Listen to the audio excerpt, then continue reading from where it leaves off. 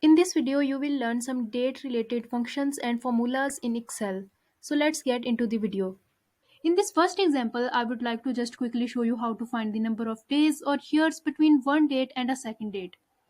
So here we have an employee data tracker.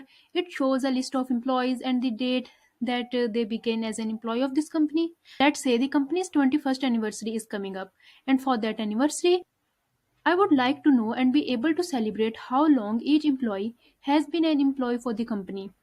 To do this, this is pretty simple. All I have to do is click, in this case in cell F3, type equals, and then I'm just going to click on the anniversary date, and then I'll type minus, and then I'll click the beginning date for this employee.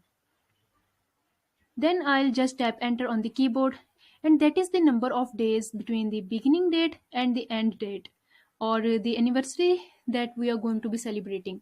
Now the number of days may or may not be useful. So I'm going to click again on F3, and I'll go up here to the formula bar, and I'm going to put these parentheses and then divide it by 365. Tap enter on the keyboard, and that tells me how many years James has been an employee.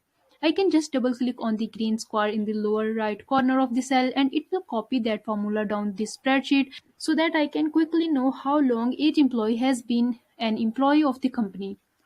Now there are other ways to do the same thing. I didn't have to include the anniversary here in the spreadsheet, for example.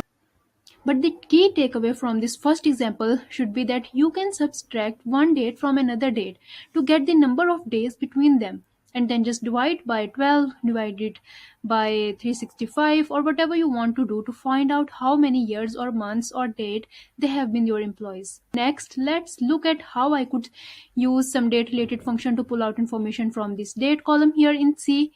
So let's first get the day. I'm just going to start by typing equals, and then I'll type day. And then I'm just going to click on the date that I'm trying to pull the day out of. So C3, tap enter on the keyboard, and I have pulled out just the day number out of this date. I can click on the cell, double click on the green square, and it copies down the sheet. Let's try pulling out the month. I'll just tap equals, I'll type month, left parenthesis, and click on the date in question. I should put it in a right parenthesis, but I don't have to. I will just tap enter, and it pulls out the number 4. Just double click on the green square, and it copies down the spreadsheet.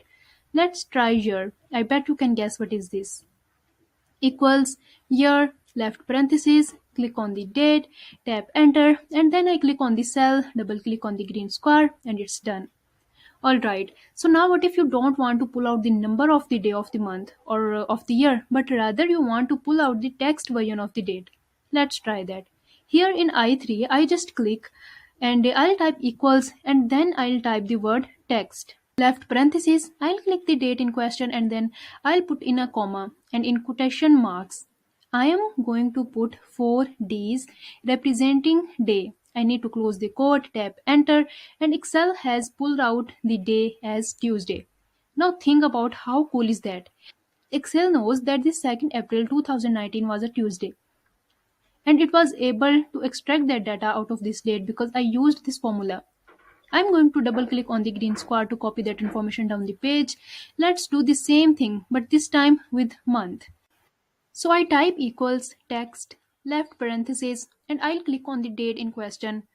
Put a comma in quotation marks. Instead of 4 Ds, I put 4 Ms, close quote, right parenthesis, tap enter, and I have extracted the word April from this date. I'll double click on the green square to copy it down the spreadsheet, and now let's do year. Equals text, left parenthesis, click on the date, put quotation marks, 4 Ys for year, close quote, right parenthesis, tap enter, and then I can click on the cell, double click on the green square, which is the fill handle or autofill handle, and it copies the data down. So this is a really neat way to work with dates in Excel, and it's fun to think that all of this data is embedded just in the simple date here. And each of these pieces of information can be extracted from it using the formula and function that I have shared with you. Alright, that was it for today's video. If you found this video to be helpful, don't forget to hit like and subscribe to our channel for more such tutorials.